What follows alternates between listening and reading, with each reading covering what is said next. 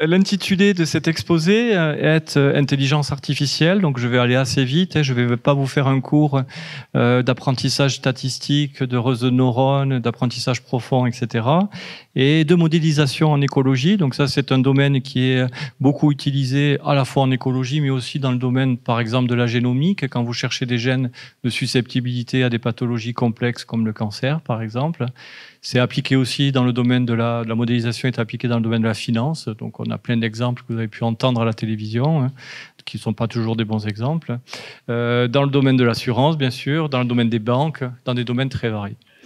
Et donc, je vais vous montrer par l'intermédiaire de bioindicateurs que l'on va mettre en place, comment on peut mesurer par l'intermédiaire donc d'un appareillage qui a été développé, donc les effets du changement climatique.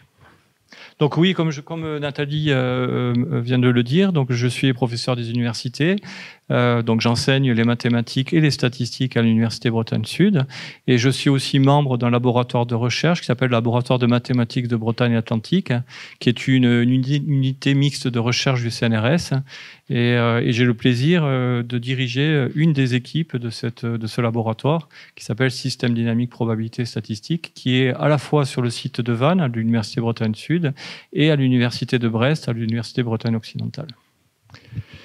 Donc, comme vous pouvez le voir, donc ça c'est le logo du laboratoire. Ça, c'est un laboratoire d'excellence, donc qui regroupe un ensemble de laboratoires donc en Bretagne notamment, donc le Centre Henri Lebègue. Et ensuite, vous avez ici le logo de l'Université Bretagne Sud et puis le logo de la Faculté de sciences de l'Université Bretagne Sud. Donc bon, on va aller directement, mais malheureusement nos yeux, et puis pas que les yeux, on a tous souffert donc de la sécheresse et puis de températures très élevées, donc notamment même en Bretagne. On voit bien donc des sols ici très asséchés. Donc, et il y a eu des alertes sur tout le territoire qui ont été présentées, et puis avec des recommandations pour protéger notre environnement. Donc, à cause de cette sécheresse, manque de pluie, manque d'eau, et notamment pour les agriculteurs, ça a été très très difficile. Ensuite, quand on va plus loin, parce que j'ai eu le plaisir, donc dans le cadre de mes travaux, et comme la plupart de mes collègues, dans le cadre d'une délégation, je suis parti pendant 2 ans en Océanie, et j'ai eu le plaisir de travailler dans un laboratoire aussi de mathématiques, où on a travaillé sur les effets du réchauffement global, et notamment sur les récifs coralliens, donc c'était en Nouvelle-Calédonie en l'occurrence, mais aussi sur la barrière de corail qui est en Australie. Et on a pu voir les effets qui sont dramatiques. La quasi-totalité des coraux sont morts sur la barrière donc en Australie. Donc ils blanchissent et ils décèdent. Et donc on voit bien sur la photo du bas ici comment c'était avant sur certains récifs et comment c'est maintenant. Donc on voit bien toute la diversité biologique a disparu. Il y a plein de poissons normalement. C'est des protections, c'est des murailles de protection contre des tempêtes fortes, des cyclones, notamment pour les îles, par exemple des petites îles, à différents endroits dans le monde. Et les coraux sont détruits. Donc, et bien sûr, tous les poissons qui vivent à proximité disparaissent. Donc ça, c'est aussi un problème d'écologie. Donc on étudie la diversité biologique et puis aussi la richesse écologique. Donc là, quand on regarde ça aussi, il y a aussi un phénomène qui est très important, c'est ce qu'on appelle le changement climatique et les phénomènes extrêmes. Donc les phénomènes extrêmes, on est en plein dedans parce que on a de plus en plus souvent des phénomènes qui sont extrêmes dans le sens où on va avoir tout d'un coup des vents, par exemple un vent qui va être très fort, des tempêtes très fortes, ça peut être des cyclones donc dans les îles tropicales, ça peut être des pluies avec des quantités d'eau qui tombent qui sont complètement énormes et qui sont impossibles à gérer. Donc ça, c'est des problèmes majeurs et ces tempêtes arrivent très fréquemment. Alors ça peut être aussi des événements extrêmes, ça peut être un tremblement de terre avec une magnitude qui est très élevée, donc ça n'a rien à voir avec le réchauffement climatique. Et donc, il y a des organismes, donc, comme le GIEC, qui dit que les phénomènes extrêmes se manifestent désormais à un rythme jamais vu depuis le début des observations, donc depuis très longtemps. Donc, on a de plus en plus d'événements extrêmes qui arrivent, et c'est ce qu'on voit donc sur les températures notamment qu'on a eu, par exemple, cet été, on a eu des températures extrêmement élevées et sur de la longue durée. Donc ça, j'ai eu le plaisir, je vous présenterai des développements qu'on a fait au niveau des valeurs extrêmes. Hop, voilà. Changement climatique, donc bien sûr ça a généré, donc je vais remonter à loin pour vous montrer un petit peu que ce qui s'est passé il y a 10 ans exactement, malheureusement on a eu des conséquences dramatiques qui se sont reproduites actuellement. Donc là c'est par exemple l'ouragan Sandy en octobre 2012, donc c'est une des plus grandes tempêtes aux États-Unis. Donc vous voyez, donc là on le voit en haut à gauche, donc complètement inondé. Pas de métro pendant plusieurs jours, donc pendant 4-5 jours, pénurie d'essence, donc ça a mis à bout l'économie du pays et l'économie de la ville, avec beaucoup bien sûr d'accidents et des mortalités importantes. Changement climatique, donc ça c'était ce qui était prévu en 2012, donc il y a 10 ans. Et quand on regarde les chiffres, ça nous pose à réflexion, disons. On a un engagement nombreux de scénarios qui proposent, donc beaucoup de scénarios proposent une augmentation des températures de 4 degrés Celsius d'ici la fin du siècle. On voit les augmentations des températures donc, de nos yeux, en prenant notre thermomètre, bien sûr. Augmentation du niveau de la mer de 0,5 à 1 mètre. Ça aussi, c'est quelque chose qui est malheureusement, quand on constate les dégâts au niveau des pôles, qui a un effet dramatique. L'augmentation des températures élevées extrêmes, donc ça c'est ce qu'on a vécu notamment cet été, mais malheureusement c'est pas rare, c'est pas un phénomène rare, ça va se répéter. Donc impact important bien sûr sur l'agriculture, donc ce que j'ai dit tout à l'heure, et sur les écosystèmes. L'augmentation de l'intensité des cyclones tropicaux, bien sûr, évident, changement donc au niveau climatique, donc ça a des effets sur les tempêtes qui sont de plus en plus violentes, et augmentation bien sûr de l'aridité des sécheresses. Donc ensuite, vous allez voir que je vais vous présenter des indicateurs ou des bioindicateurs qui sont des moyens, finalement, de surveiller à distance, par exemple via mon ordinateur ou via un ordinateur, l'évolution de la santé de la planète, on va dire. Mais ça peut être aussi en télémédecine, suivre la qualité, finalement la santé d'un individu, c'est-à-dire essayer de prédire, par exemple, une crise cardiaque à l'avance. Donc ça, c'est des outils actuellement qui peuvent exister et qui existent dans certaines pathologies. Et donc, bien sûr, ces capteurs que l'on met en place sont capables de générer des données à très haute fréquence, parce qu'on peut avoir des fréquences de 10 Hz, par exemple, ce qui n'est pas beaucoup, c'est-à-dire 10 mesures par seconde. On peut avoir 100 Hz, 100 mesures par seconde. On peut avoir plus. Donc, on va récupérer ce qu'on appelle des données massives, donc ce qu'on appelle le big data. Et ces données, bien sûr, il faut les traiter, les modéliser et les analyser, parce que quand vous avez des milliards d'observations tous les jours qui sont recueillies, il est bien évident que si vous ne les traitez pas, vous n'allez pas pouvoir en faire grand-chose. Donc les mathématiciens et les informaticiens vont développer des outils permettant de traiter ces données et de prédire via des modèles donc, ce qui va se passer. Et de comprendre aussi, bien sûr, les données. Donc le big data, c'est des mégadonnées ou des données massives. Chaque jour, on a environ 2,5 trillions d'octets de données, c'est-à-dire 10 puissance 18, donc 10 et 18 zéros, donc c'est quand même énorme. 1 million, 2 millions, 2 millions, donc information climatique par exemple, quand vous avez au niveau de la météo, donc vous avez tout un tas de capteurs qui mesurent des données, vous avez des données satellitaires via des satellites, vous avez donc des signaux GPS, donc des vidéos, des images, donc aussi qui sont très complexes, traitement des images par exemple, quand on fait des systèmes d'information géographique, donc on a des drones par exemple qui vont faire des mesures, et ensuite on peut faire de la reconnaissance de forme, ça c'est des choses aussi très intéressantes. L'enregistrement de transactions d'achat en ligne, par exemple si je ne vais pas citer, vous allez sur Internet, vous voulez commander des livres, donc vous allez tomber sur un commerçant et vous allez acheter des livres. Donc là aussi, vous avez possibilité de récupérer un nombre de données qui est considérable. C'est une révolution industrielle, réellement, de nos jours. Et on a une famille d'outils qui répondent à une triple problématique, c'est la règle des 3 V, donc je vais citer. Le premier V, c'est le volume des données qui est considérable et qui est à traiter.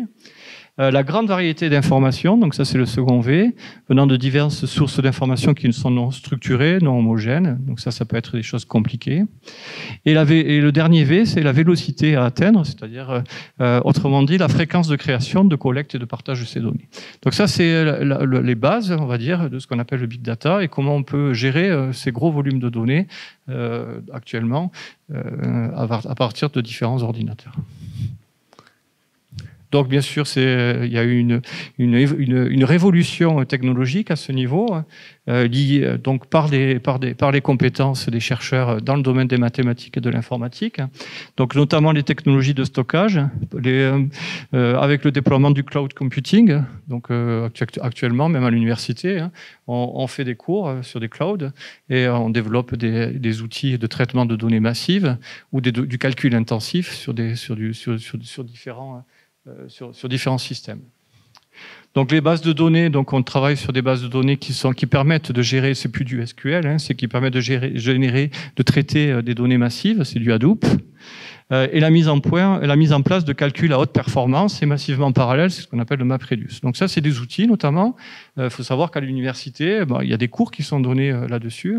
Et comme ça, nos étudiants, à la sortie de leur master, sont complètement opérationnels dans ces outils et trouvent d'ailleurs un travail de suite. Il faut savoir que l'insertion professionnelle dans nos disciplines, les disciplines que je viens de citer, c'est 100%. Tous nos étudiants trouvent du travail de suite, sitôt leur stage de Master 2 terminé. C'est un CDI directement, avec des salaires qui sont assez élevés. Donc c'est un travail, alors c'est ça qui est bien dans la recherche, c'est que c'est pas un travail qui est fait seul, hein, c'est un travail qui est un travail pluridisciplinaire, et donc qui a été fait avec bien sûr les collègues du laboratoire de mathématiques de Bretagne Atlantique, donc l'UMR CNRS que j'ai présenté tout à l'heure, l'Institut de recherche du Puy de l'Homme aussi, d'ici, de l'Université de Bretagne Sud. D'ailleurs, on a eu un projet qu'on a mené en commun avec ses collègues, le laboratoire LGO, donc laboratoire Géosciences Océan, de l'Université Bretagne Sud, qui est aussi une unité mixte de recherche du CNRS. Donc on a travaillé ensemble sur des problèmes relativement complexes et on a apporté des solutions qui ont conduit d'ailleurs à des publications.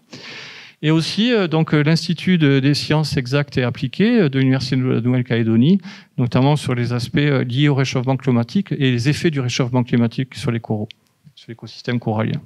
Et aussi des collègues qui ont mis en place une technologie qui a été utilisée de l'Université de Bordeaux et de la Station Marine de Bordeaux. Alors quand vous regardez ça, effectivement, ça fait tout un nombre de collaborations qui paraît important, et c'est comme ça que se fait la recherche. C'est maintenant rare qu'une personne soit seul derrière son ordinateur ou derrière dans son bureau, enfermé, à produire des publications ou des livres, etc. La recherche se fait de manière vraiment, surtout avec les objets numériques actuellement, on peut travailler avec n'importe qui sur la planète, à distance, sans aucune difficulté.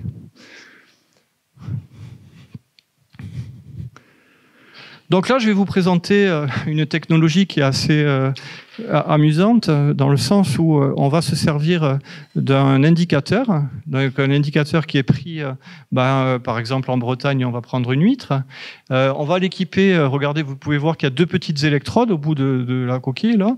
Donc c'est des électroaimants en fait, on va mesurer un champ magnétique donc qui va en fait être converti de manière physique, donc il y a une loi physique qui permet de faire la conversion de ce champ en distance.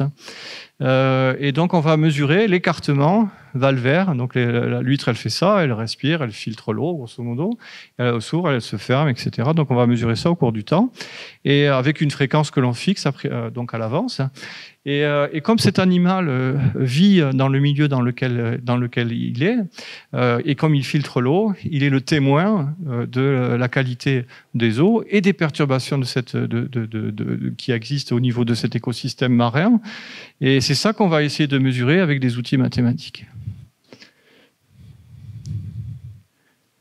Bon, ailleurs, bien sûr, là c'est un bénitier, ceux qui connaissent, donc c'est la même chose, même système. On peut travailler aussi sur des moules, en rivière, ça marche aussi, pour regarder des pollutions, et puis des seuils de détection à des contaminants, par exemple. Donc ça, c'est des choses qui sont faisables. Donc là, c'est pareil, même système. On voit ici les électroaimants ici, et donc c'est collé de part et autre de la coquille.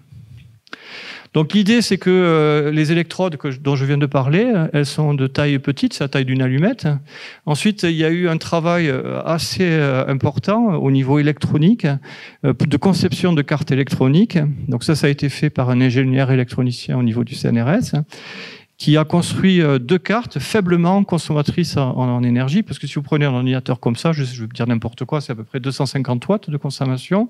Nous, ce qu'on veut, c'est un système qui consomme très peu, de façon à ce qu'il puisse être autonome sur le terrain. On peut le laisser 1 an sans aucune intervention humaine, et on peut l'alimenter par des panneaux solaires, par exemple, on peut l'alimenter par d'autres techniques, ou bien des voitures, des batteries de voitures, par exemple, mais il ne faut pas qu'on ait à intervenir trop souvent, quoique ça peut être sympathique d'aller à l'autre bout de la planète dans des endroits où il fait toujours beau, mais bon, c'est quand même pas l'objectif.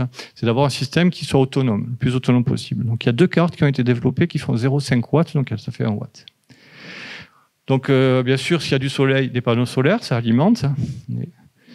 Ensuite, une modélisation. Donc là, c'est un modèle particulier qui est présenté, hein, c'est un modèle de régression fonctionnelle.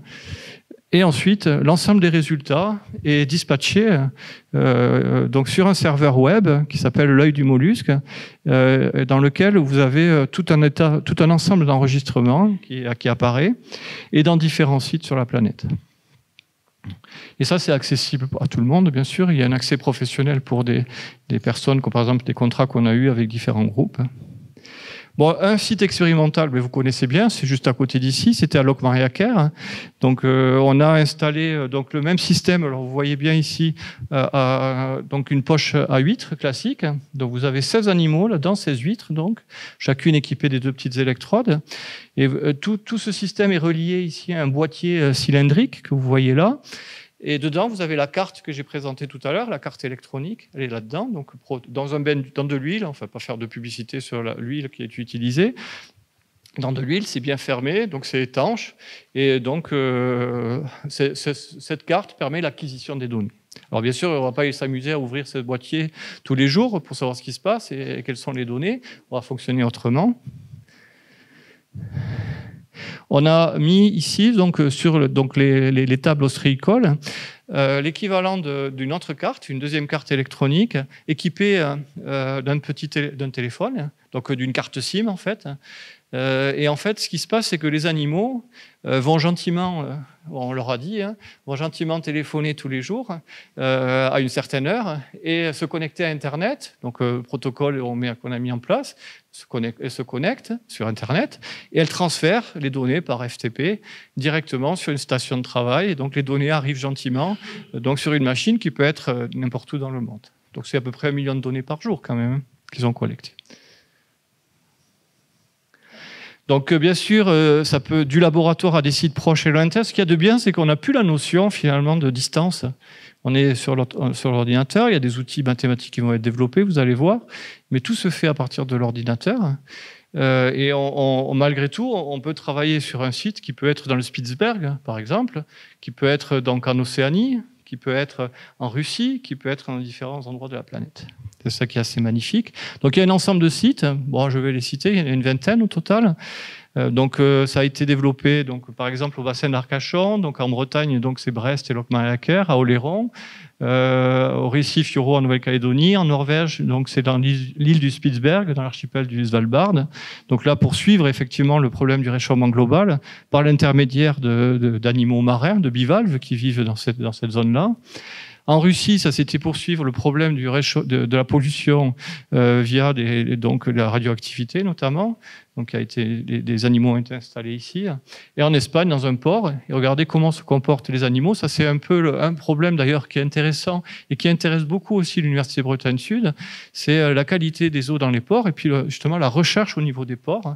Donc, il y a toute une histoire et donc il y a un ensemble de chercheurs qui, au niveau de l'Université Bretagne Sud, s'investissent dans ce projet, dans cette recherche. Donc la fréquence d'acquisition des données, comme je l'ai dit, donc vous avez les huîtres qui téléphonent, les données qui arrivent sur un serveur, et donc la fréquence, c'est vous qui la fixez, hein. Ça peut être 100 Hz, elle est fixée par défaut à 10 Hz, c'est facilement modifiable, hein. Il suffit de se connecter dessus, puis on modifie. Ça veut dire qu'on a une mesure toutes les 0,1 secondes, et comme il y en a 16, je rappelle qu'il y a 16 animaux, donc on fait la première, puis on passe à la deuxième, la troisième, la quatrième, et comme il y en a 16, 16 fois 0,1, ça fait chaque animal est interrogé toutes les 1,6 secondes. C'est pour ça que ça peut être intéressant pour, analyser et comprendre des perturbations rapides, hein, sur ces animaux, ne fonctionner pas à 10 Hz, mais 100 Hz. Donc on le fait, il suffit de se connecter, on modifie la fréquence d'échantillonnage. Ce qui fait quand même 108 000 mesures pour un animal par jour, ce qui est pas mal. Ce qui fait 1 728 000 mesures par jour pour les 16 huîtres. Ce qui fait 630 720 000 mesures par an. Et donc, sur l'ensemble des 17 sites, parce que là, j'en ai présenté que 17, ça doit faire, je compte les chiffres, ça fait plus de 10 milliards d'observations collectées pour les 17 sites. Plus, en plus de cela, vous avez des paramètres environnementaux qui sont mesurés, parce qu'à côté, vous pouvez avoir des sondes Seabird, par exemple. C'est des sondes qui vont mesurer tout un tas de paramètres. Et ça va être rajouté. Et bien sûr, on va regarder les effets de ces paramètres sur donc l'activité des différents organismes que vous êtes en train d'analyser. Alors face à ce déluge de données, parce que si vous faites ça sur plein de sites dans le monde et avec des fréquences qui peuvent être plus élevées, donc on a un déluge de données, c'est ce qu'on appelle le déluge de données. L'idée qui nous est venue, c'est de modéliser le comportement des animaux, donc des bivalves, des huîtres par exemple, dans leur environnement, dans le but de détecter des perturbations environnementales qui peuvent être une pollution, les effets du réchauffement climatique. Et vous verrez, je vais vous donner un exemple plus tard. Développer des indicateurs, ça c'est toujours important quand vous êtes donc dans le domaine de la finance, quand vous êtes dans le domaine médical, quand vous êtes dans le domaine de l'assurance, quand vous êtes dans le domaine de l'environnement, quand vous êtes dans différents domaines, vous avez besoin d'indicateurs pour résumer l'information contenue dans des données. Ça c'est très important, d'ailleurs ça a un nom, hein, quand on fait des statistiques, je ne vais pas faire un cours sur ça, mais il y a des moyens de caractériser ce qu'on appelle l'exhaustivité. On va étudier ensuite l'effet, parce que c'est un des buts de cet exposé, du réchauffement global qui est sur un représentant de la faune marine. Donc on va appeler un biosenseur, donc qui va permettre de suivre l'évolution de son milieu. Et on va mettre en place une base de données automatique qui va s'alimenter automatiquement et une visualisation automatique des données et des résultats en ligne automatiquement. Bon, alors voilà ce qui se passe. Donc là, sur une huître, vous avez donc l'huître sur la gauche. Là, vous avez donc en ordonnée, donc c'est ici les ordonnées. Là, vous avez les écartements en millimètres et ça c'est le temps. Donc là, j'ai représenté qu'une journée, donc 24 heures. Donc vous avez ici l'animal qui fait donc là c'est l'écartement, donc entre 3 et 4 millimètres. Vous avez des choses comme ça qui se passent, puis il se ferme, donc l'animal se ferme, et puis il recommence les activités, etc. Et puis il va se fermer, donc là il est fermé, par exemple il se ferme 2 fois ici.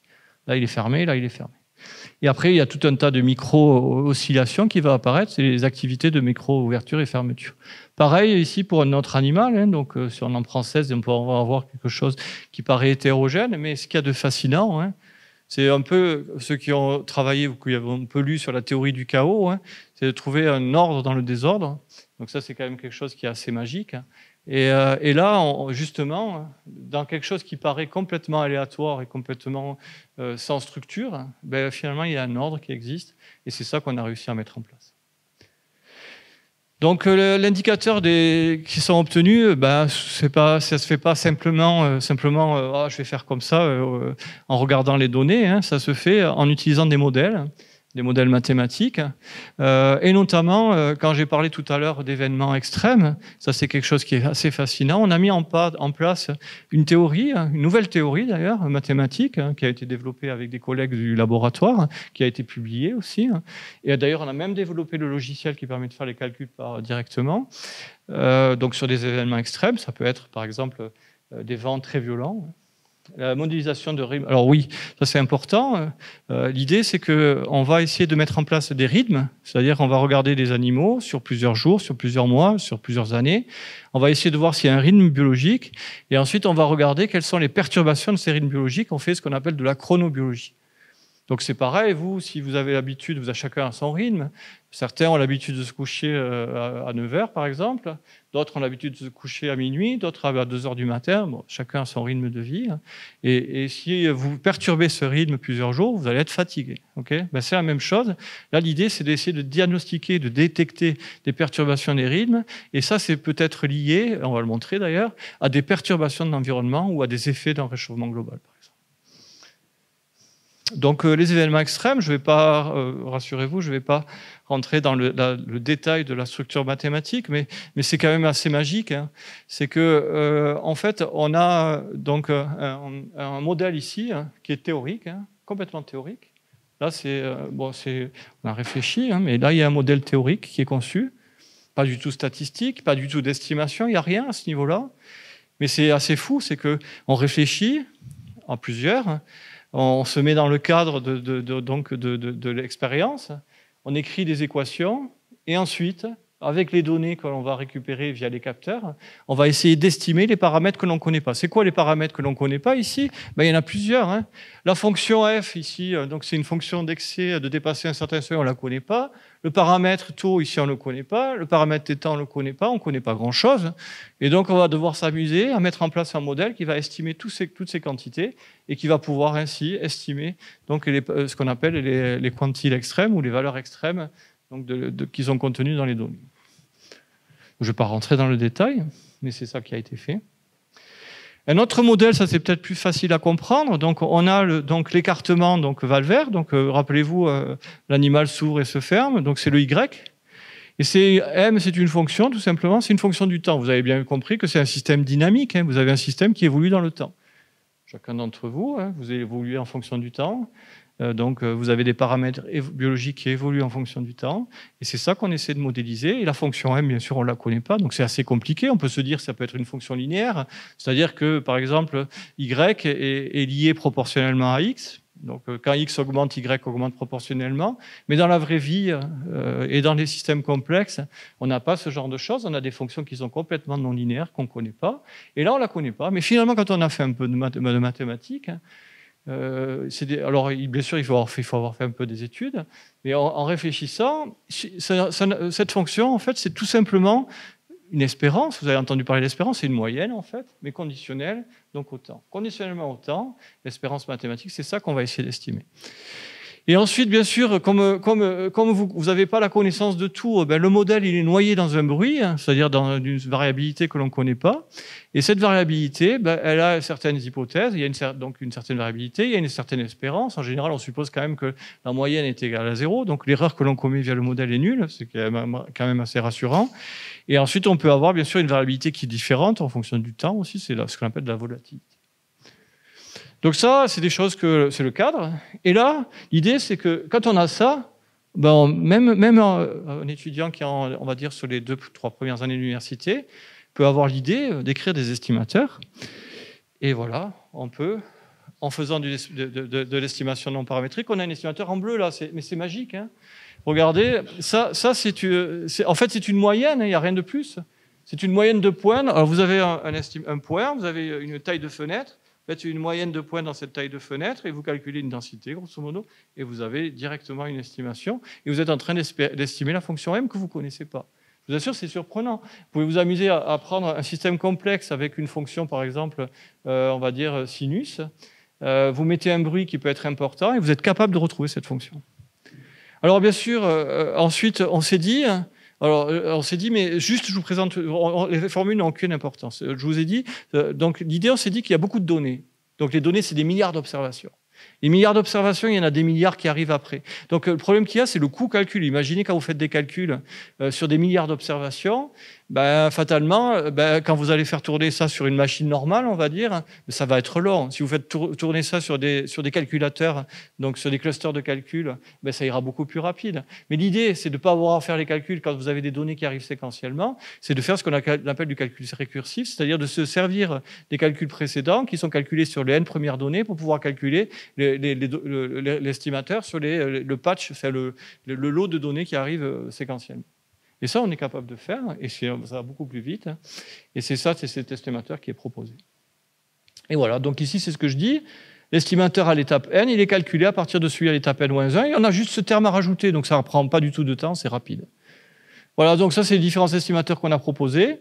Et ensuite, donc l'idée, une fois qu'on a la fonction, finalement, on a modélisé en fonction du temps, y en fonction du temps, et ben, l'idée, c'est que c'est même assez intuitif, c'est qu'on se dit que une fois qu'on a ça, cette information, on a cette fonction-là, maintenant, on va regarder la vitesse d'ouverture et de fermeture. On se dit qu'un animal qui est perturbé va avoir tendance à se fermer ou s'ouvrir plus rapidement qu'un animal qui est au calme, il va être tranquille, il va s'ouvrir, il va se fermer, il ne va pas être stressé, disons. On va mesurer le stress de l'animal, d'une certaine manière. Donc pour ça, on sait faire la dérivée. Ça, tout élève en partie de la première sait faire. Hein. On calcule des dérivées, là, il n'y a rien de compliqué, je dérive et on a ça. Voilà. Non, c'est très facile, ça. Je l'assure, c'est très facile. Bon, pour certains d'entre vous, c'est peut-être un peu loin, mais c'est très facile, il suffit de dériver. En gros, c'est une vitesse. Quand vous êtes dans votre voiture, donc vous roulez à une certaine vitesse, ça se mesure facilement. Hein. C'est bon, ça c'est facile. Bon, voilà, donc on a différents estimateurs, et puis là, c'est fantastique. Hein. Réellement, ça c'est ce qu'on appelle, je vous montre réellement ce qui se passe, c'est ce qu'on appelle un théorème limite centrale. On montre que finalement, asymptotiquement, c'est-à-dire quand n est assez grand, votre estimateur converge vers la vraie valeur théorique, vers la vraie fonction que vous ne connaissez pas, vous ne la connaissez pas, la vraie fonction. Elle converge vers cette vraie fonction, et pour différents estimateurs que j'ai proposés. C'est-à-dire qu'on est très bon, et on sait que ça marche bien lorsque les tailles de données est important. Mais les tailles de données est important, on s'en fiche un peu, puisqu'on a des données qui sont massives, donc Big Data, on en a plein, donc on sait qu'on est dans un cadre où ça marche. Donc on est sûr que ça marche à tous les coups, on est capable de bien estimer les fonctions que j'ai présentées tout à l'heure.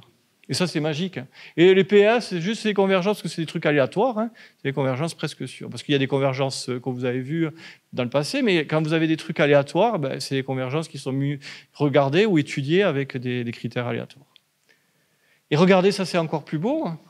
Non. Là, non, mais là, vous allez vous rendre compte après que c'est magnifique, mais pas de suite. C'est que, on a conçu 3 estimateurs. Regardez bien. Hein. Et l'idée, c'est qu'après, on va considérer comment on fait pour choisir le meilleur. Quel est le meilleur estimateur? Et bien, pour ça, on regarde la variance de les estimateurs. Alors, imaginez, vous avez votre frigo, vous êtes triste, hein, vous avez le frigo que vous aimez bien, il lâche.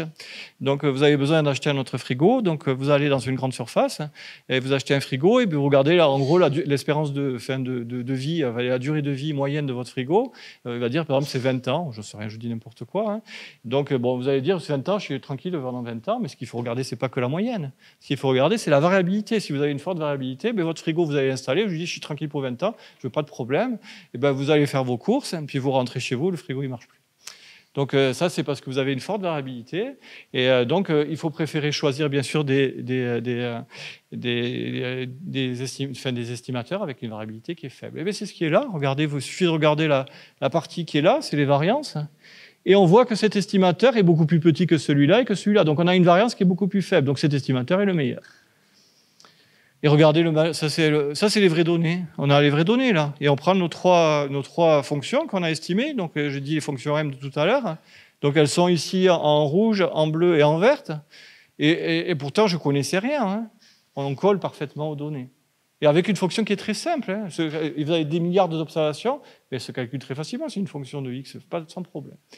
Et voilà, donc on a réussi à modéliser le comportement journalier. Donc on a réussi à résumer l'information contenue dans les données de manière très simple. Et maintenant, on va faire de la chronobiologie. Regardez, c'est visuel. Hein. Donc, on prend 3 animaux. A, B, C, c'est les 3 animaux. Donc, premier animal, deuxième animal, troisième huître. Donc, ça, c'est l'animal qui s'ouvre, là, ferme. Ici, il est fermé. Ensuite, il recommence son activité, ouverture, fermeture, etc. Il se ferme. Ouverture, fermeture, il se ferme, et micro-ouverture, là, il fait son truc. Pareil pour le deuxième animal, ici, il s'ouvre et il se fait le truc, il se ferme ici, puis après, il s'agite, il fait son truc. Voilà, et on fait pareil sur le troisième, micro-ouverture, fermeture, et là, il se ferme, etc.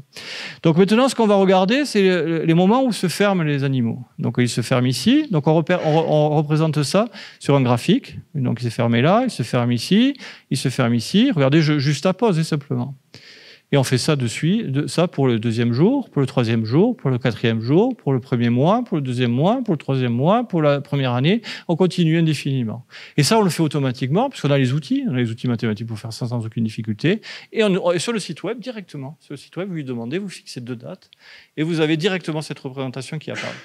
Donc ça, on l'a fait. Ça, c'est les données de Lockmariaker, donc ici, hein, à côté, pour savoir si les huîtres de Lockmariaker, elles sont très bonnes, et savoir, en plus d'être très bonnes, savoir si elles sont en bonne santé. Donc c'est ça qu'on va voir. Je vais vous rassurer, c'est le cas. Hein.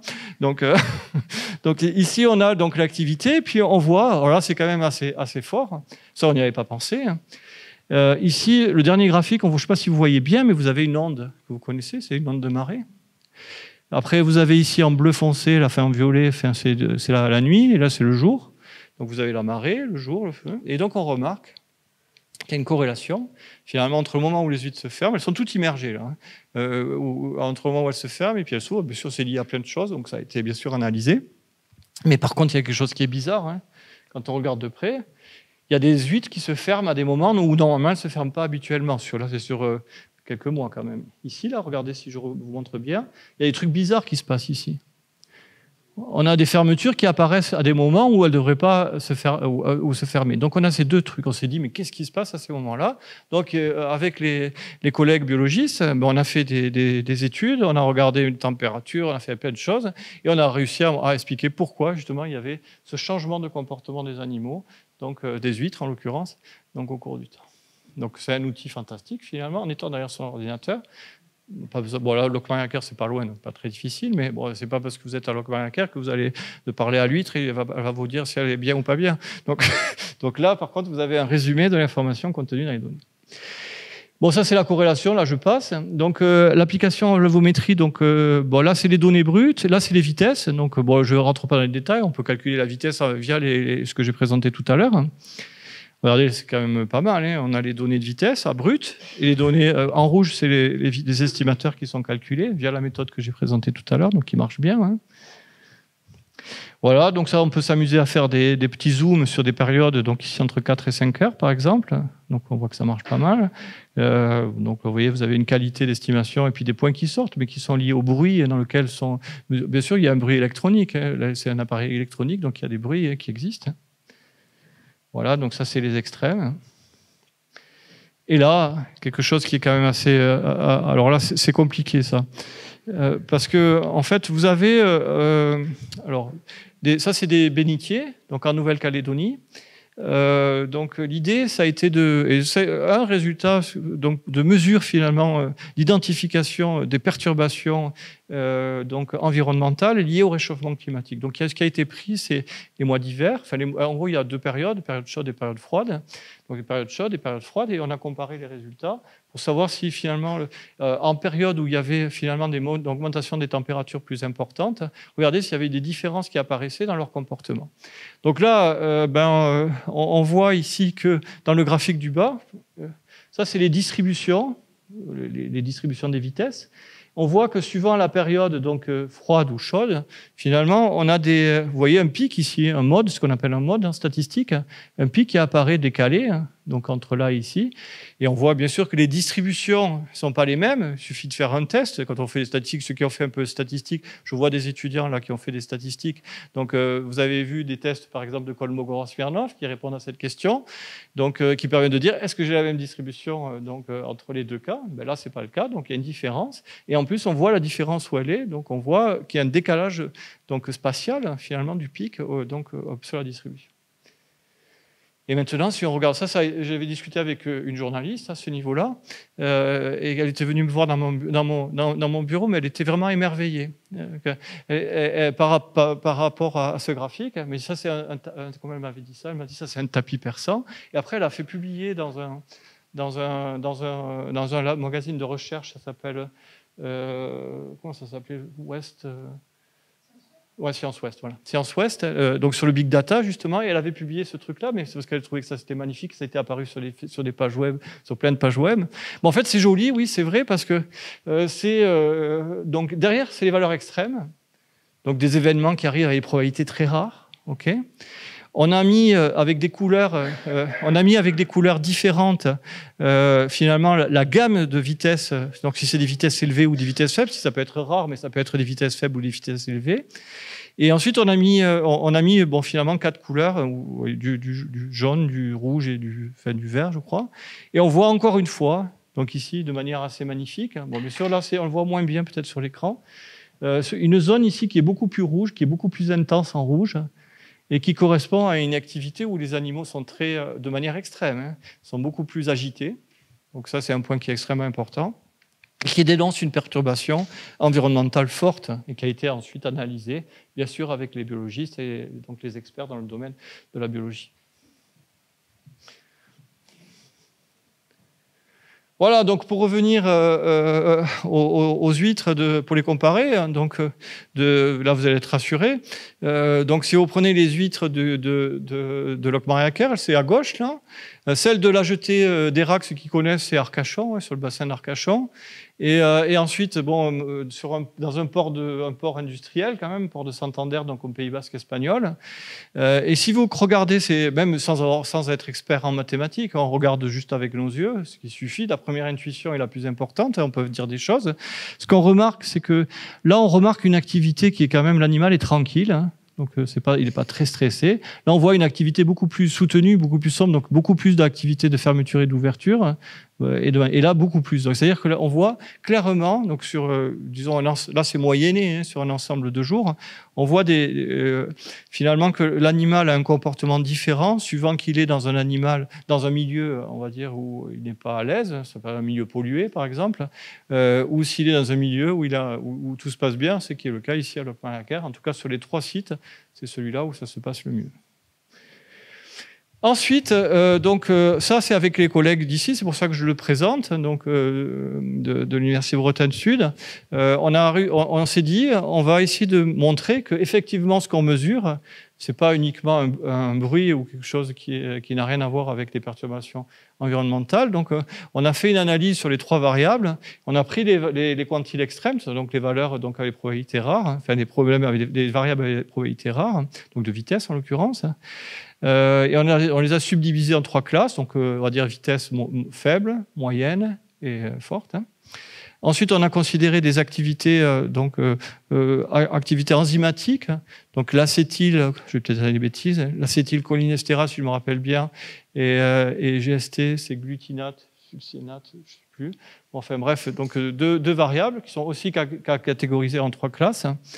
Et ensuite, on a fait une analyse multidimensionnelle, donc ça c'est assez fort. On est capable en statistique et en mathématiques de faire... Imaginez, vous avez des milliards de points, donc en 3 dimensions. Ici, on est en 3 dimensions. Vous prenez un axe en 3 dimensions, vous prenez des milliards de points. Bon, c'est peut-être pas bien en 3 dimensions. Imaginez qu'on est en dimension 100. On va dire on est en dimension 100, ça commence à être un peu plus compliqué à visualiser. On va dire des milliards d'observations en dimension 100. Et l'idée, c'est qu'on veut finalement avoir un visuel de ces informations donc dans un système dans dimension très élevée, ce qu'on appelle la grande dimension. Et donc, on va faire finalement des projections dans un espace de dimension plus faible. Ça a un nom, je ne vais pas le donner. Et le problème, c'est que si vous projetez, par exemple, si je prends un point en 3 dimensions, là je suis en 3 dimensions, si je attends, je vais poser le bureau. Si je prends 2 points ici et que je les projette sur le bureau, ils vont être à côté, hein, ils sont loin dans l'espace. Et oh, merci. Ils sont loin dans l'espace, mais ils sont proches sur le bureau. Donc l'idée, c'est que la distance, merci beaucoup Nathalie, c'est que la distance des points dans l'espace, c'est pas la même que la distance des points sur le bureau, dans le plan finalement. Donc l'idée, c'est qu'on va essayer, donc c'est une technique, on va projeter les points de façon à ce que la distance de projection des points soit la plus grande possible, c'est-à-dire maximiser la variabilité de projection des points, de façon à ce que la distance des points en projection soit la plus proche possible de la distance des points dans l'espace. Et ça, on sait faire. Donc, c'est des maths, mais en 10 lignes de calcul, c'est fait. On arrive à montrer que finalement, ça revient à chercher ce qu'on appelle des valeurs spectrales. Hein. Ça semble assez magique. Hein. C'est-à-dire des valeurs propres et des vecteurs propres associés à une certaine matrice. Et cette matrice, elle a un sens en statistique, ce qu'on appelle une matrice de corrélation. Et donc, on est capable, finalement, de calculer les coordonnées des points dans un espace de dimension plus faible. Et une fois qu'on a fait ça, on est capable de résumer l'information. Donc, c'est un résumé de l'information en deux dimensions. Vous êtes en dimension 100, peut-être qu'en 2 dimensions, ça suffit. Et à partir de ces 2 dimensions, c'est sur votre feuille, hein, vous pouvez interpréter les choses. Et c'est ce qu'on voit. Alors, regardez, c'est quand même assez fort. Hein. On voit 3 clusters. Vous voyez, 3 clusters, c'est un cluster, un groupe, un deuxième groupe, un troisième groupe. Et on voit que les classes s'agrègent, donc elles se projettent au même endroit. Et on voit les liaisons. En fait, c'est une liaison, tout simplement. C'est une dépendance, c'est une liaison qui existe entre les modalités ici. Et on voit que finalement, les vitesses élevées sont associées par rapport aux 2 variables logiques à des vitesses faibles ou fortes des variables logiques. Et ça veut dire, par rapport à ces mesures-là, qu'il y a une pollution ou pas une pollution. Et là, on a réussi notre cours, on est content, on est heureux. Donc, ça veut dire qu'on a un outil qui permet finalement de mesurer finalement la qualité des eaux directement par cet intermédiaire. D'autres mesures ont été effectuées, je vais vite. Alors, conclusion sur ça, c'est qu'on a proposé un outil d'analyse en temps quasi réel, parce que c'est du quasi réel. Les huîtres, elles envoient tout tous les jours. Hein. Donc c'est du quasi réel, c'est traité tous les jours, les calculs se font en automatique tous les jours, je ne regarde pas tous les jours les calculs, hein. Ça se fait, hein. Puis ça va directement sur le site web. Ensuite, donc, vous avez donc une modélisation qui est faite en ligne directement, donc sur des clusters de calcul. Et on a une visualisation de ce gros volume de données, dans ce qu'on appelle du big data. On a construit des indicateurs mathématiques plusieurs et des modèles qui sont prédictifs, parce que le but du jeu, c'est pas de faire des modèles pour s'amuser, hein, c'est de prédire ce qui va se passer à court, notamment sur les réchauffements globaux. Si on continue comme ça, quelles seront, par exemple, quelle va être la température? C'est pas facile comme question. Quelle sera la température, par exemple, en 2025 ou en 2030 ou en 2050? Donc c'est pas facile, hein. Bien sûr, il y a des intervalles qu'on peut construire, mais c'est la question qu'on peut se poser. Et c'est le fruit, donc ça j'insiste, hein. Tout ça, ça se fait pas tout seul dans son coin, hein. C'est le fruit d'un travail de recherche pluridisciplinaire entre des collègues qui sont de différentes disciplines, notamment ici beaucoup la biologie, l'écologie, la physique, parce qu'on a travaillé avec un astrophysicien sur l'histoire de marée quand même, des mathématiciens, enfin donc des compétences diverses. Et c'est ça qui fait la richesse de ce travail, je trouve, et puis qui fait que les choses ont marché correctement. Alors maintenant, je vais parler d'un projet de recherche qui est complètement lié au thème de cet exposé. Donc d'ailleurs avec une ANR, enfin un projet de recherche qui a été accepté. Hein. C'est que regardez, si vous regardez en haut, c'est que le changement climatique c'est égal au changement océanique. Donc bien sûr, si vous avez un changement au niveau du climat, vous le retrouvez au niveau des océans. Je vais essayer de ne pas me tromper dans ce que je raconte. Donc sur la gauche ici, à ce niveau, donc vous voyez le petit thermomètre. Vous avez une augmentation des températures au niveau des océans. Ça fait un stress thermal qui est très important parce que dans l'eau, je montrais, il y a des animaux qui vivent. Hein. Il y a des algues, il y a des animaux, il y a plein de choses. Et donc tout ça c'est perturbé. Donc ça fait un stress pour eux énorme. Et ensuite ici vous allez avoir donc les coraux ils changent vraiment ils vont être stressés aussi, on va dire d'une certaine manière, et ils vont même blanchir tellement stressés, et puis ils vont même mourir. Okay. Ensuite, on a bien sûr, à force notamment au niveau des pôles, d'avoir des fontes au niveau des glaces. Ça on le voit quand même très, ça se voit avec des données clairement. C'est qu'on a une augmentation du niveau des océans. Donc ça, on l'observe d'ailleurs. Ce qui fait une augmentation de la sédimentation. Et quand vous regardez ce que ça fait, c'est ce que ça fait au niveau des coraux qui sont ici. Hein. Donc là, bien sûr, le stress, ça fait des maladies infectieuses qui apparaissent. Là, vous avez la sédimentation fait que les coraux sont recouverts, donc ils sont plus directement en contact avec leur élément naturel. Donc ils sont recouverts, donc par des sédiments notamment. Ça fait des changements, donc ça c'est le troisième point, ça fait des changements donc dans les configurations des tempêtes, donc dans les formes des tempêtes, donc ça fait des tempêtes qui sont plus fortes et plus fréquentes, et ça fait bien sûr des destructions importantes au niveau de la structure des récifs. Et c'est dramatique, comme je le disais tout à l'heure, parce que les récifs coralliens, c'est un rempart réel aux tempêtes. Donc ça coupe vraiment la mer. Hein. Et s'il n'y a plus ça, vous avez directement donc, des remontées océaniques sur le trait de côte. Et ça fait des dégâts humains très importants. Donc après, ça fait des changements ici au niveau des précipitations. Donc ça, c'est ce point-là. Hein. Bien sûr, l'augmentation des précipitations, ça fait des ruissellements qui augmentent. Donc, dans les différents récifs à côté, différentes montagnes qu'il peut y avoir à côté. Bon, bref, il y a tout un tas de choses qui sont déversées. Et ça a des conséquences aussi importantes au niveau ça fait un bloom algal, notamment. Et puis, tout ce qui a l'habitude de faire des algues, par exemple, les habitudes de voir de la lumière quand même. Enfin, je ne suis pas spécialiste des algues, Nathalie l'est, hein, mais si elles sont complètement recouvertes, qu'elles ne voient plus du tout de lumière, ça ne fait pas du bien. Hein. Donc, ça fait un stress qui est énorme pour tous ces organismes marins, on va dire. Ça fait une modification aussi au niveau des courants océaniques. Bien sûr, des changements brutaux de température, donc les courants qui sont complètement modifiés. Donc ça fait des dispersions, ça fait tout un tas de problèmes. Et puis un autre gros problème sur lequel moi j'ai travaillé, que j'ai eu la chance de travailler, c'est l'acidification des océans, c'est-à-dire que des modifications, donc on va dire au niveau de l'océan, de température notamment, et toutes les réactions chimiques qu'il y a dans les océans sont modifiées, et ça fait une chute des pH. Donc le pH devient acide. Et ça quelque chose qui est acide, c'est pas très bon. Hein. Notamment quand vous prenez des coraux, ça détruit leur structure. Donc ça fait pas des choses très bien. Ceci étant dit, il y a quand même des bonnes nouvelles. C'est qu'à certains endroits de la planète, sans que les chercheurs comprennent pourquoi, et bon, bien sûr il y a des recherches qui sont faites à ce niveau-là, il y a ce qu'on appelle des supercoraux qui sont résistants finalement au réchauffement global, c'est-à-dire vous avez une augmentation des températures, vous avez une acidification des océans qui existe. Malgré tout, les coraux vivent très bien, ils résistent. Donc pourquoi il y a des coraux qui sont des super coraux entre guillemets, c'est parce que ces coraux sont étudiés de façon à essayer de traiter, d'analyser leur performance génétique d'une certaine manière, et essayer ensuite de faire ce qu'on appelle de la thérapie génique, qu'on peut faire chez l'homme aussi sur d'autres aspects, de façon à soigner ces coraux et de les rendre plus résistants à des perturbations environnementales, de façon à ce qu'ils continuent d'exister.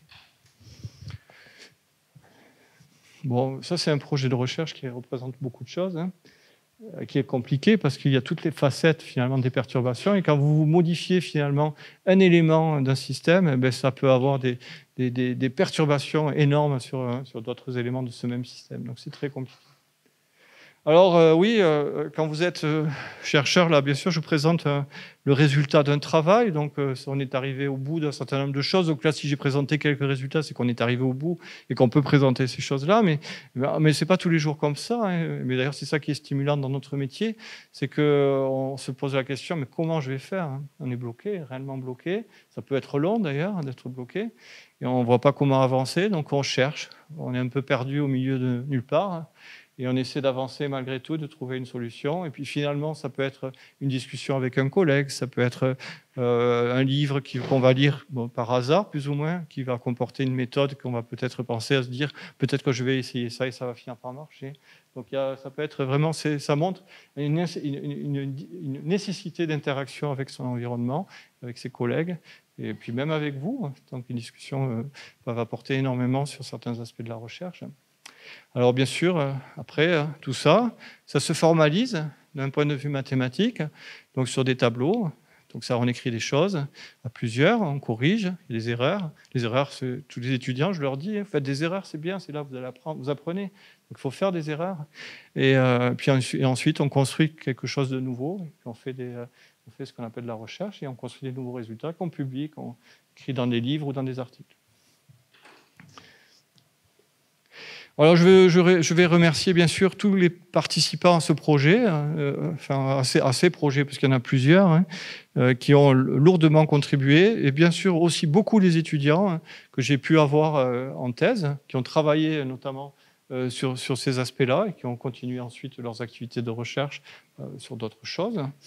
Donc bien sûr les financements, c'est ce qui nous a permis de fonctionner, parce que toutes ces opérations, tout ce qui a été fait là nécessite bien sûr des conceptions d'instruments, d'installations, des ordinateurs, tout un tas de choses. Donc il y a besoin de financement, et ça a été financé par des projets européens, par un projet d'ailleurs Aspet. Quand je suis arrivé directement à l'Université Bretagne Sud, c'était en 2010, donc un financement qui s'appelait le projet Aspet, qui avait été donné, je ne sais plus, pour un certain montant, et qui nous avait permis de commencer ce travail, puis d'autres projets de recherche, donc comme un projet européen, projet ANR et projet Ambition, donc ces projets Paris Seine Excellence, qu'on a eu aussi récemment. Et donc, comme je l'ai dit, le nerf de tout ça, et ce qui a permis de marcher, c'est vraiment les doctorants et les interactions qu'on a pu avoir avec eux. Donc ça, c'est le bilan. Bien sûr, il y a un bilan, parce qu'un chercheur publie ses résultats. Et donc ça, c'est quelques résultats qui ont été publiés.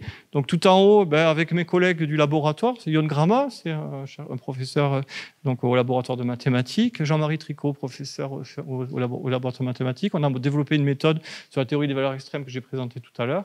C'est un article qui a quand même fait une 50aine de pages, dans lequel on développe une nouvelle méthode. Et ensuite, on a développé aussi le code faire un code de calcul pour pouvoir faire ces calculs. Ça, c'est un travail que j'ai fait sur d'autres choses, sur des statistiques robustes. D'ailleurs, mon collègue est là, c'est Laurent Briolet. C'est un chercheur de l'Université de Toronto. On avait publié il y a maintenant quelques années, le temps passe. Donc, je trouve un bon papier sur des analyses statistiques séquentielles. D'ailleurs, on travaille sur une généralisation en ce moment multidimensionnelle de ce travail. Et c'est ça qui est bien, c'est on travaille avec des personnes, des collègues de différents endroits dans le monde. Là, c'est le Canada. Ensuite, ça, c'était un développement d'estimateurs, pareil. Là, dans le domaine de l'environnement, c'est des modèles, ça c'est rigolo, c'est des modèles de Markov, le Markov caché, avec des états cachés qu'on a développés. Ça, c'est, je vais parler de théorie du chaos tout à l'heure, on a développé un article sur la théorie du chaos.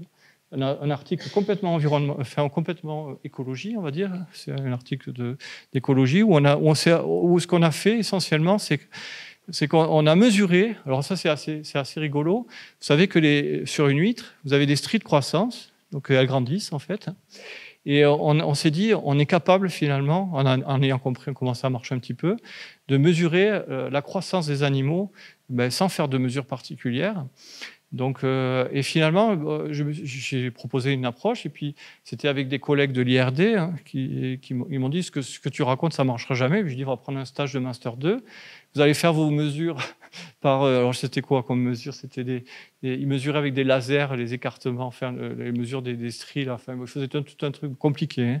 Et après, vous ne me donnez pas vos données. Moi, je prends les animaux on va dire, sur une certaine période de temps, et on fait une corrélation, et on regarde si c'est pareil ou pas, si ça marche ou pas. On l'a fait. Et j'y croyais pas d'ailleurs, tellement. Bon, je ne présente pas, c'est dommage, mais bon. Et donc finalement, on est arrivé avec une corrélation qui était de l'ordre de 0,99. Ça veut dire qu'on était capable de prédire exactement la croissance des animaux simplement avec les outils mathématiques. Et ça, c'était quand même assez fort. Et alors, l'idée derrière, c'est que si on est capable de prédire la croissance, un arrêt de croissance, on est capable de le diagnostiquer, de le détecter. Et si on est capable de le détecter, ça veut dire que s'il y a un arrêt, par exemple, si vous avez un enfant qui a un arrêt de croissance, ça veut dire que fatalement, il y a un problème, donc, qui peut être d'origine diverse.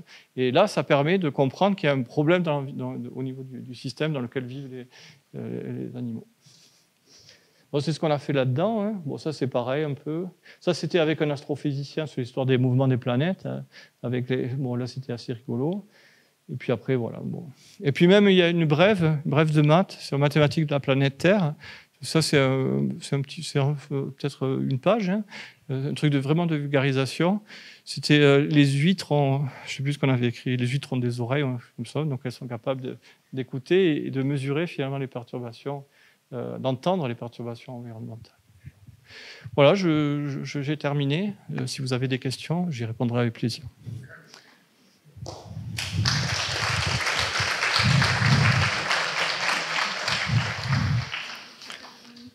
Ouais.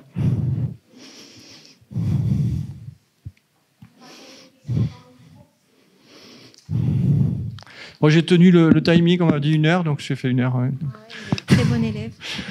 Une petite question sur les formules. Ah si, moi j'avais une question. Oui. Pourquoi, tu sais, quand tu expliquais que les huîtres, c'était très régulier, mais qu'il y avait des petits bugs là, ouais, et que tu avais vu avec les biologistes, c'est quoi? Ça serait dû à quoi? C'était notamment à une augmentation de température à cette période-là. Okay. Oui. Ah, pas de questions sans micro. Non mais...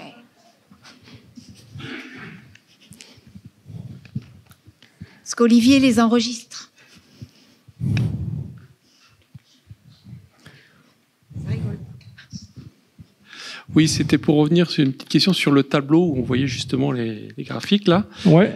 Pourquoi en abscisse vous passez toujours la durée en termes de temps et pas plutôt en termes de temps lunaire, on va dire, sur 25 heures plutôt que 24 pour que ce soit plus...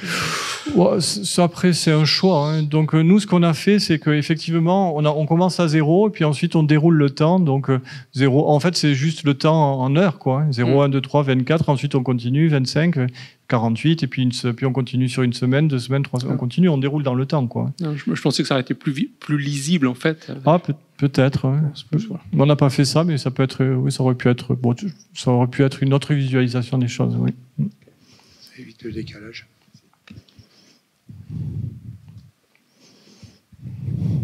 Une autre question?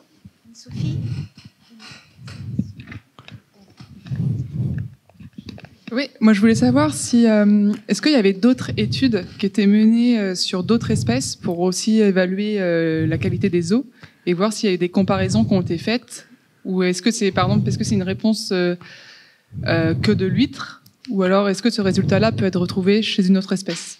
Oui, alors en fait, les comparaisons on les fait pour la même espèce en général.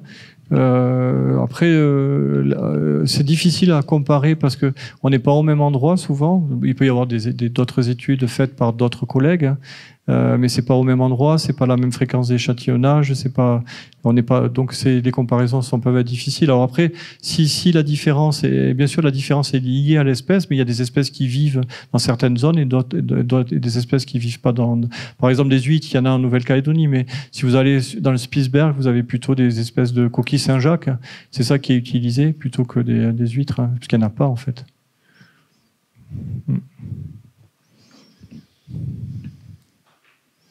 D'autres questions? Vous séchez sur les maths? Oui, je suis plus adapté pour. Après les questions de biologie, je peux essayer de répondre, mais je suis pas du tout biologiste. Moi, je voudrais poser une question concernant les paramètres. C'est-à-dire que là, vous avez donc, défini des paramètres dans une certaine fonction, oui. Et vous agissez vos paramètres. Ouais. Si vous changez d'animal, si vous changez de temps est-ce que vous avez une évolution de vos paramètres? Oui. Alors, en fait, tout est auto-adaptatif. Tout est auto-adaptatif. C'est-à-dire que ça s'adapte aux données, en fait, et donc à l'animal et à l'endroit où c'est. Donc, mais à ce moment-là, est-ce que c'est pas forcément local? C'est-à-dire en ce sens que si vous avez des paramètres qui sont forcément liés à un animal, est-ce que vous prenez cet animal, vous le mettez ailleurs, est-ce que vous aurez les mêmes paramètres? Ah non, ce que j'ai remarqué, c'est qu'il y a une très forte variabilité d'activité des animaux. Alors par rapport à un rythme, par contre, le rythme, l'animal va se caler à un certain rythme. Alors si on va prendre un exemple, la luminosité par exemple, c'est un rythme qui peut exister par exemple sur des espèces d'animaux quand on fait la chronobiologie, mais après par exemple les courants marins ou la marée va être un autre élément qui va faire que le rythme apparaît. Donc chaque animal finalement peut avoir un fonctionnement différent, adaptatif au niveau de son rythme, donc en termes de chronobiologie. Alors après, si on prend le même animal à un endroit et qu'on le prend à un autre endroit, et est-ce qu'on va retrouver exactement la même chose? Je pense que ça dépend complètement du milieu dans lequel il est quand même. D'accord. Donc tout votre travail qui est remarquable, hein, c'est pas le souci. C'est en fait c'est un biocapteur. Ouais. Et qui est utile à un endroit donné, ouais, dans une séquence donnée. C'est un outil de surveillance, en fait. Voilà, exactement. Donc c'est un outil donné. C'est pour ça que les huîtres ont été mises en place à différents endroits. Donc, sachant que, bien sûr, le fonctionnement de l'animal, le rythme de l'animal va être différent suivant les endroits. D'accord. Merci. Ouais. Alors, une petite question, excusez-moi. Oui, pas de problème. Je vois que la conférence était intelligence artificielle et je vois pas trop l'aspect intelligence artificielle. Alors, l'intelligence artificielle, oui, j'ai hésité parce que j'aurais pu en parler donc avec des outils de type apprentissage, donc de machine learning et du deep learning et des réseaux de neurones. Il y a eu des approches qui ont été faites là-dessus aussi, mais c'est resté plutôt sur l'aspect, on va dire, modélisation. En gros, on est resté sur la partie modélisation de l'intelligence artificielle, parce que l'intelligence artificielle, bien sûr, dedans, vous avez tout un tas de modèles qui sont développés, et sur cet aspect-là que je me suis focalisé. Parce que je pouvais pas, en une heure, c'est pas possible de tout faire. Hein. Donc j'ai décidé que ça, c'était peut-être plus facile que la présentation de l'intelligence artificielle. Ça peut être un autre exposé, hein, notamment lié à l'apprentissage profond, à les jeux comme le jeu de Go ou d'autres jeux, où on peut présenter les choses et donc plus de manière différente. Ouais. Mais là, c'était plus difficile, puis je n'avais pas le temps en une heure, c'est pas possible. Merci. C'est une bonne question, mais vous avez raison. Ouais. C'est parce que je me suis posé la question et finalement j'ai fait ce choix-là.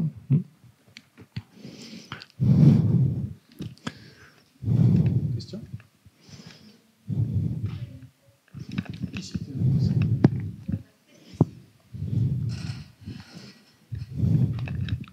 Bonsoir. Bonsoir. Sur qui vos travaux ont-ils une influence? Est-ce que c'est le GIEC? Est-ce que c'est les politiques? Et est-ce que les résultats que vous produisez sont en mesure de montrer non seulement les tendances qu'on observe, mais de montrer ce qu'il faut faire pour inverser ces tendances, ou bien est-ce que vous demeurez, sans vouloir vous offenser, à l'état de professeur Durieux Nimbus ou Greta Thunberg, où finalement on observe des choses, mais le mur est toujours là et on va quand même faire ça. Oui, d'accord. Donc effectivement, tous les résultats que je vous ai présentés ont été publiés, donc dans des articles à la fois de vulgarisation et de recherche. Donc c'est accessible à tous les chercheurs de la planète. Donc ça veut dire que ça a quand même une répercussion qui peut exister dans certaines communautés de chercheurs. Et ensuite, pour aller un peu plus loin, finalement, ces publications qui sont quand même lues aussi par des personnes qui ne sont pas du tout actifs en recherche, parce qu'il y a des revues appliquées quand même. Et certains, il y a des entreprises, il y a donc des groupes qui ont pris contact avec nous pour installer les dispositifs et pour faire des suivis donc par exemple de pollution ou de polluants dans un écosystème. Donc ça a été le groupe Total par exemple. Donc oui, on a été contacté par différents groupes, plusieurs, qui ont demandé qu'on installe le dispositif pour proposer des outils de surveillance. Donc, alors après, je pense que effectivement, les articles qui sont présentés sont des articles recherche, mais le rôle d'un chercheur, comme j'essaie de le dire, c'est pas de faire uniquement de la recherche fondamentale et des écrits qui sont que pour des chercheurs. D'ailleurs, si je suis là ce soir, c'est aussi pour montrer que, pour présenter donc des résultats de recherche à tout le monde. Et on le fait notamment par l'intermédiaire de fêtes de la science, nuits de la science, ou dans des journaux ou autres, où on présente un petit peu ces différentes façons. Et ça m'est arrivé d'ailleurs, et ça c'est assez rigolo, notamment pendant des fêtes de sciences, de discuter avec des personnes d'associations qui ont des problèmes sur des données, et avec qui on est intervenu pour faire de la modélisation, du traitement, et qui ont permis, notamment avec des étudiants qui ont participé à leur activité, ça peut être dans le domaine médical, dans le domaine de l'écologie, dans le domaine de la biologie, et ça a permis donc d'aider à la compréhension de leurs données et de la modélisation de leurs données. Aussi, ça s'est fait pas mal dans le domaine de la finance. On a beaucoup de nos étudiants qui ont continué dans le domaine de la banque, par exemple, pour mettre en place des modèles prédictifs. Donc c'est des modèles, c'est des modèles qui sont vus en cours, mais c'est finalement la formation universitaire n'est plus la formation universitaire dont on pouvait avoir connaissance il y a quelques années. C'est des recherches qui servent et on forme des étudiants pour qu'ils trouvent du travail.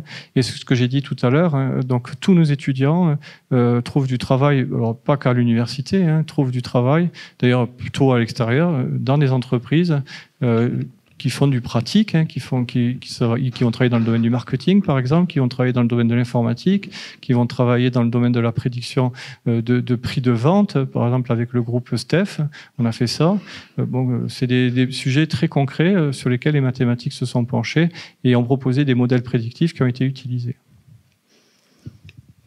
Donc c'est pas un professeur enfermé dans son bureau finalement qui fait son truc dans son coin, qui publie des choses que personne ne lit. Je pense que ça, on a passé ce stade-là maintenant. Bon, bien sûr, ça existe sur des recherches très fondamentales, mais sur certains aspects des recherches, c'est quand même beaucoup lu et utilisé, même dans le domaine médical. Donc actuellement, la médecine se veut quand même très probabiliste et statistique, et la plupart des médecins utilisent des outils statistiques et mathématiques, notamment pour des outils d'aide à la décision, des décisionnaires. Ça, c'est ce qui se fait. S'il vous plaît. Oui. Bonsoir, merci. Est-ce que vous pourriez nous dire où se trouvent ces super coraux ? Oui, je peux vous dire. Il se trouve en Nouvelle-Calédonie, dans une zone, alors je ne sais plus comment s'appelle le site, j'ai oublié le nom, mais c'est dans un site qui est pas très loin c'est au nord de Nouméa en fait. Je ne sais pas si vous connaissez la Nouvelle-Calédonie. Non, mais donc oui, c'est en Nouvelle-Calédonie en tout cas. Et ça a un rapport avec l'industrie qui est là-bas ? Alors l'industrie minière, vous voulez dire ? Ouais. Non, ça n'a pas de rapport, parce que l'industrie minière, bien sûr, il y a une pollution qui existe, mais pas à ce niveau-là, parce que c'est vraiment le réchauffement climatique. Donc après, il y a des pollueurs, bien sûr, mais c'est pas ça qui est regardé ici. D'accord. Donc, une autre question. Est-ce que votre étude pourrait être transposable dans le milieu fluvial? Oui, ça a été. On a fait ce genre de choses sur des moules, en fait, donc dans le milieu fluvial. Et notamment, ce qui a été développé, c'est regarder, par exemple, des moules, des Corbicula fulminea, exactement. Quel seuil de détection existait par rapport à des métaux comme le cadmium, par exemple, des métaux lourds. Et on a déterminé donc des seuils de détection, de capacité donc de détection de ces animaux, donc en rivière, effectivement. Et tritium aussi? Je sais pas ça. Non, je crois que c'était Corbicula fulminea, si je me souviens bien, c'était sur cette espèce-là. Si ça pouvait être un sujet pour vous. Avec plaisir. Merci d'avance.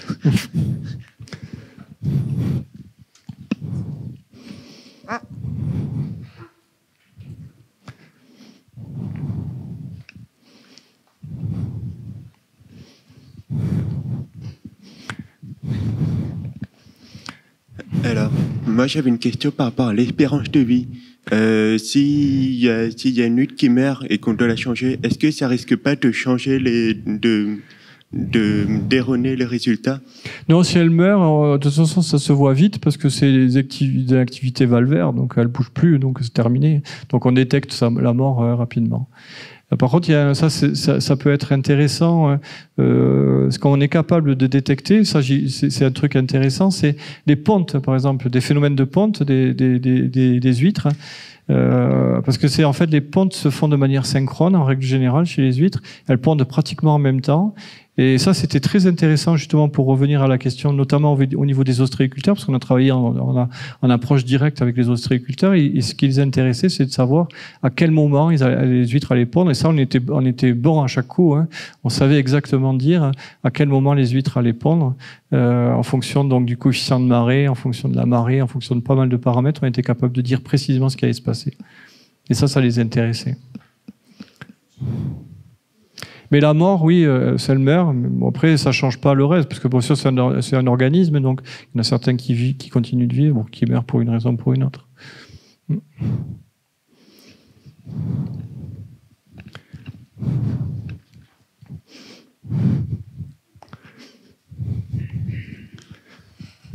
Donc vous nous avez présenté des modèles qui permettent finalement d'expliquer des comportements, d'analyser, etc. Oui. Est-ce qu'il y a des limites dans ces modèles en termes d'une certaine volumétrie de paramètres ou un certain niveau d'incertitude qu'il faut intégrer dans la mesure? Ou quelles sont, première question, et deuxième question qui est liée, quels sont les éléments les plus difficiles pour vous à modéliser mathématiquement? Honnêtement, je vais être très honnête avec vous. Tous les problèmes que j'ai eu à traiter, je les ai trouvés très difficiles, tous.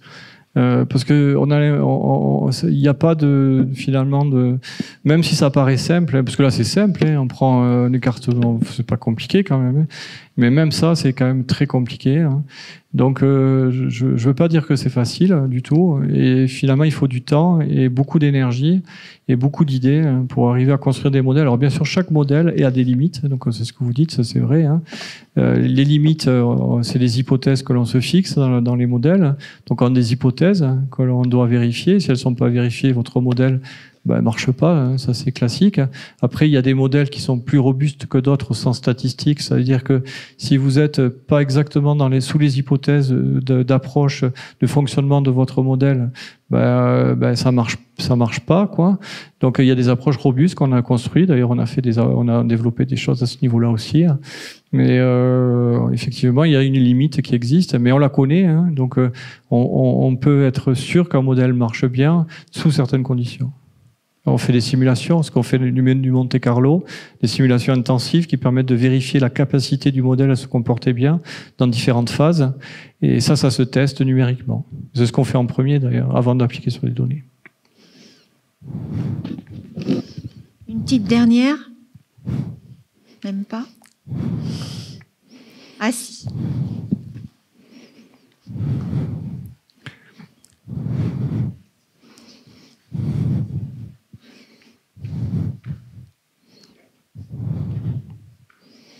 Peut-être des étudiants.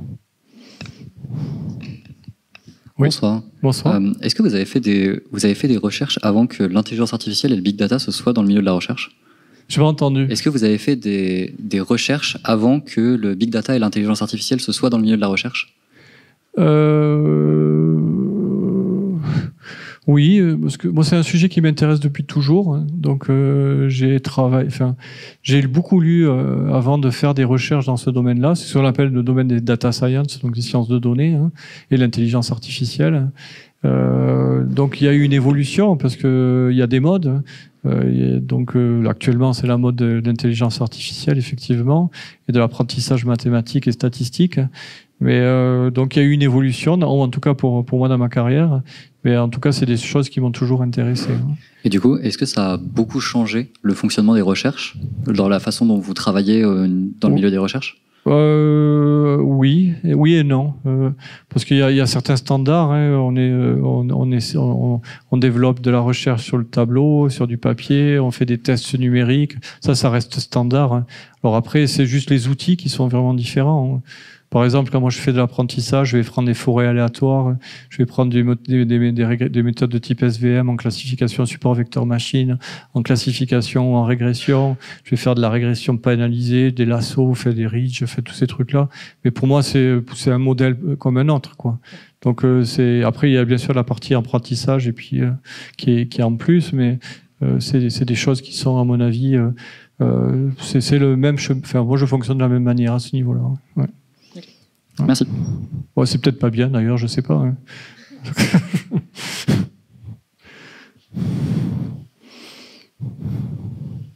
Bon.